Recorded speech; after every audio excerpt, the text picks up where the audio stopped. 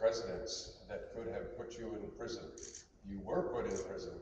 You refused to take your seat in the Senate when you did not want to give credibility to the election in 1985. You came close to death. There were soldiers that were trying to torture you, even rape you, and you fortunately avoided that kind of thing. What is it inside you that gives you so much courage? What's your secret of leadership? Tell these young students. How do I answer that right? There you go.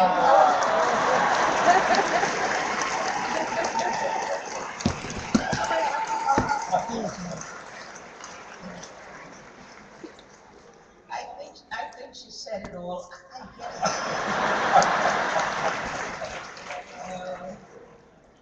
You know, I didn't start off believing I would be president or anyone in high office at all. I think I would just have been a simple English teacher like my mother. But I think the fact that my life was sort of turned upside down gave me an extra drive and motivation to succeed and to make up for lost time, so to speak. Having gotten married right after high school and had 4 children before going back to college. And I think once one gets started on that, fast track to make up and succeed, and one success leads to another, every rung on the ladder gives you inspiration that there's still another step to reach.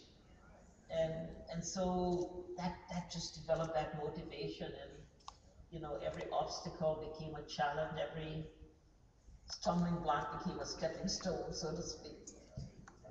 So.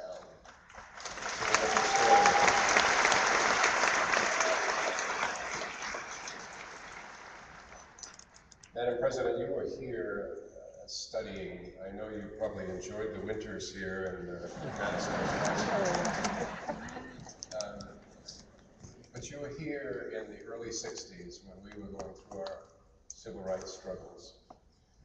You were here when President Kennedy was shot. You were here to see racial discrimination and segregation in our country. Tell me what your reaction personally was to the United States electing an African, son of an African as president of the United States.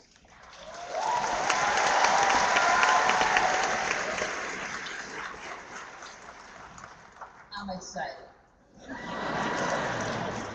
Liberia, Africa, the world is exciting. Not only because he has roots in Africa, but because he brings something different to the American community.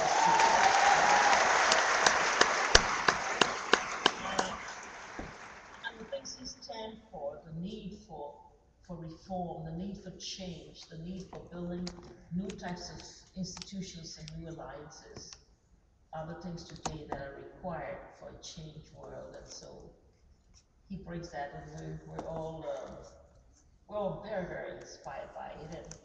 And for us, what is required of us too, the promotion of democracy, accountability in what we do, sound management of our natural resources as a means of qualifying and being able to get you the support, I think are the things that are very right and things that we must do. So, President Wood. Already in Liberia, as I drive along the streets, I see President Obama, cook shop, President Obama.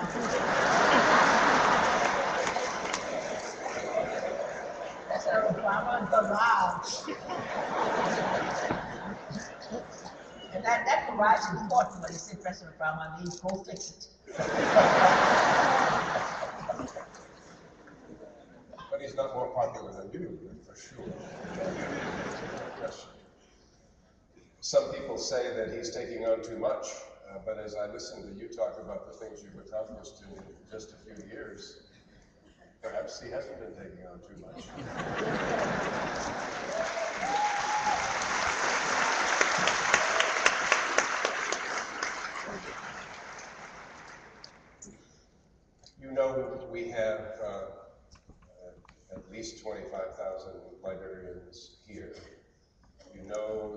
recently, many of them came here as refugees from the Civil War. They've been here for many years in many cases, and some of them have American sons and daughters. And of course, they've recently been given amnesty for another year. This is a controversial issue in the country. President Obama is once again going to take on the immigration issue. I heard you say we need you back there. What is your position on the personal situation that many Liberians are facing? Well, I tell you, we have supported and we have been strong advocates for ensuring that Liberians here get the status that they have.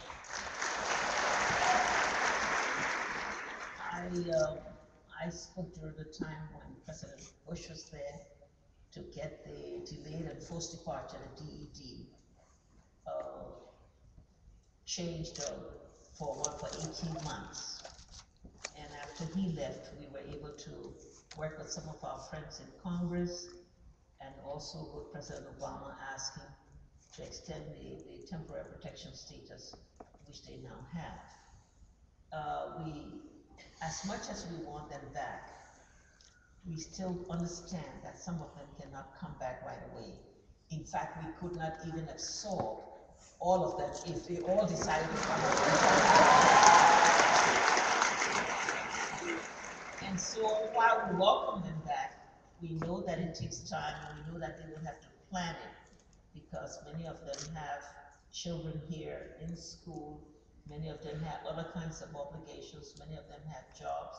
They are a great source of remittances that help a lot of their own families. And so we would like to work with Congressman Patrick Kennedy and others who are pushing to give them some kind of a permanent status. And also on our side, there are many, and I'll be supporting that too, who want to see a dual citizenship.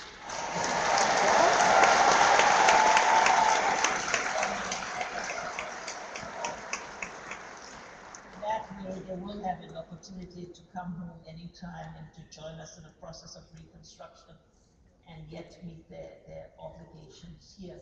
Eventually we think it will be a trickle, but as they get accustomed to being at home,